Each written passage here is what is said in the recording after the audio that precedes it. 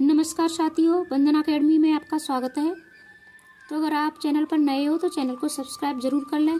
अगर आप UP TET, C TET, KVS, BPSC और अगर किसी भी टीचिंग एग्जाम की तैयारी कर रहे हो तो ये वीडियो आपके लिए बहुत ज़्यादा फायदेमंद होने वाली है। यानी आप हमारे चैनल को सब्सक्राइब कीजिए। मेरे चैनल पर आपको मतलब वो सब कुछ मिलेगा जो आपके UP TET, C TET, super TET और सब में मतलब आपको बहुत ज़्यादा हेल्प होने वाली है। और अभी पिछली वीडियो मैंने मेला से संबंधित बनाई थी, भारत के प्रमुख मेला। आशा करती हूँ आप सबको बहुत अच्छी लगी होगी। और आज हम पढ़ेंगे अक्षांश रेखाएं। और ये मैंने खुद के बनाए हुए नोट्स हैं और ये सारे नोट्स मतलब मैंने एनसीईआरटी और एससीईआरटी बुकों से ही बनाए हैं। तो जुड़िए हमारे साथ और वीडियो अच्छी लगे तो लाइक शेयर जरूर किया करें और चैनल को सब्सक्राइब भी कर लें। और वीडियो के अंत में मैं आपको इन रेखाओं को मतलब आपको मैप के द्वारा समझाऊंगी। अभी थोड़ा सा ऐसे ही पढ़ते हैं इनको कि ये क्या होती हैं और मैप पे आपको समझाऊंगी तो आपको अच्छे से समझ में आ जाएंगी कि कौन सी रेखा क्या होती है, जोन क्या होता है, सारी चीज़ें आपको अच्छे से समझ में आएंगी। अक्षांश रेखाएं ग्लोब पर पश्चिम से पूर्व की ओर खींची गई काल्पनिक रेखाओं को ही अक्षांश रेखाएं कहते हैं। यानी ये हमारी अक्षांश रेखाएं क्या होती हैं, ये हमारा ग्लोब होता है। यानी पृथ्वी को हम ऐसे तो हम मतलब उस पर कोई रेखा नहीं खींच सकते पृथ्वी पर, लेकिन हमने पृथ्वी का एक रूप माना है, ग्लोब का रूप। और ग्लोब पर हम मतलब एक काल्पनिक रेखाओं को खींचा गया है। यानी पश्चिम से पूर्व की ओर जो रेखाएं समांतर रेखाएं खींची गई हैं उनको अक्षांश रेखाओं का नाम दिया गया है। ठीक है। और अक्षांश रेखाओं की संख्या 181 है। सभी अक्षांश रेखाएं समांतर होती हैं। अभी मैंने बताया मतलब समांतर रेखाएं होती हैं। अभी मैप से अच्छे से समझेंगे कि समांतर क्या है, 181 कौन कौन सी है, पश्चिम से पूर्व कैसे खींची गई है। ठीक है। और ये कुछ नोट्स है, मतलब ये लाइन आपको याद रखनी है। आपसे मतलब जो एग्जाम हमारा होता है, चाहे कोई सा भी एग्जाम हो आपका, तो आपसे ऐसे ही पूछ लिया जाता है कि पश्चिम से पूर्व की ओर खींची गई रेखाओं को क्या कहते हैं। तो अक्षांश है। अक्षांश रेखाओं की संख्या कितनी होती है, अक्षांश रेखाएं कैसी होती हैं, तो समांतर होती हैं। इस तरीके से हमारे क्वेश्चन बनते हैं। और मैंने जो क्वेश्चन बनते हैं उन्हीं के मैंने ये वन लाइनर बनाए हैं। दो अक्षांशों के बीच की दूरी जोन के नाम से जानी जाती है। यानी जो हमारे दो अक्षांश होते हैं उनके बीच में जो दूरी होती है उसे हम किस नाम से जानते हैं, जोन के नाम से जानते हैं। ठीक है। दो अक्षांशों के बीच की दूरी 111 किलोमीटर होती है। अब उनकी दूरी को किस नाम से जानते हैं, जोन के नाम से जानते हैं। और जो दूरी होती है वो कितनी होती है, तो वो 111 किलोमीटर होती है। भूमध्य रेखा के उत्तर में 23.5 डिग्री अक्षांश को कर्क रेखा कहते हैं।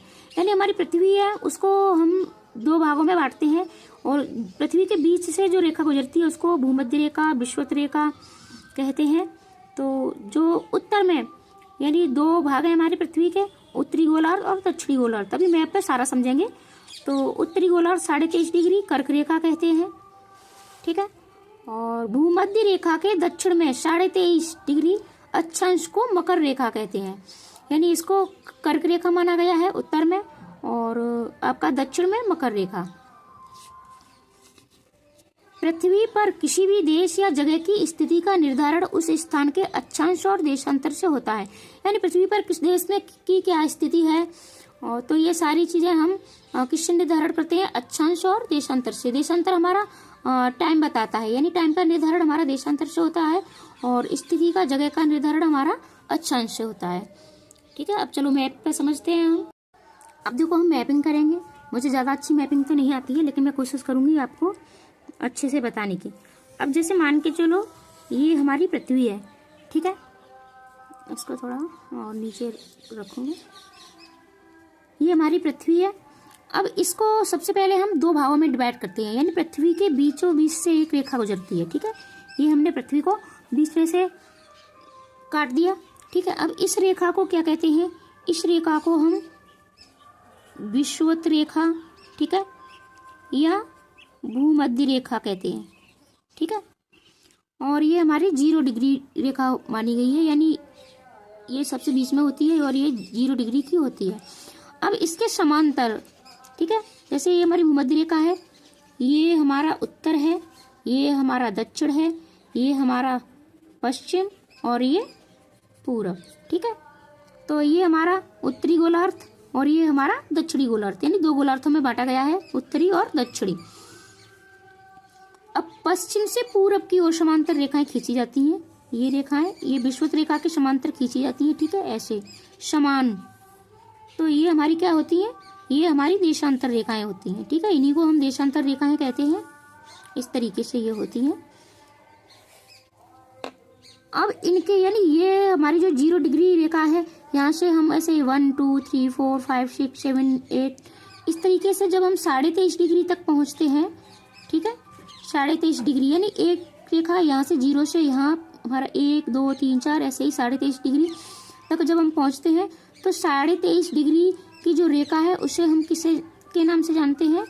कर्क रेखा के नाम से जानते हैं, ठीक है, उत्तरी गोलार्ध में।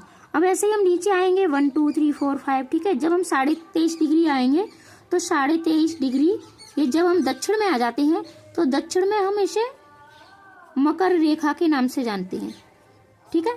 आपको अच्छे से समझ में आ रहा होगा। ये हमारी कर्क रेखा उत्तर में और ये हमारी दक्षिण में मकर रेखा, ठीक है।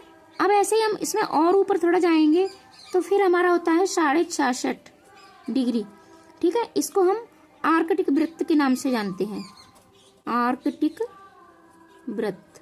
ये हमारा उत्तर में 66.5 डिग्री आर्कटिक वृत्त, ठीक है। और अगर हम दक्षिण में आते हैं, ठीक है, तो दक्षिण में भी हमारा ये 66.5 डिग्री ही है और इसको नाम है हमारा अंटार्कटिका, ठीक है। ये हमारा अंटार्कटिका। तो ये हमारी कुछ पृथ्वी की रेखाएं थी। अब ये देखो जो बीच की ये 2 अक्षांशों के ये बीच में जो दूरी होती है ये कितनी होती है? 111 किलोमीटर होती है और इसको हम जोन के नाम से जानते हैं। तो मिलते हैं अगली वीडियो में अगले टॉपिक के साथ। आशा करती हूँ वीडियो आपको अच्छी लगी होगी। ऐसी ही नई वीडियो देखने के लिए चैनल को सब्सक्राइब करें, बेल आइकन दबाना बिल्कुल ना भूलें, like share comment. Thank you.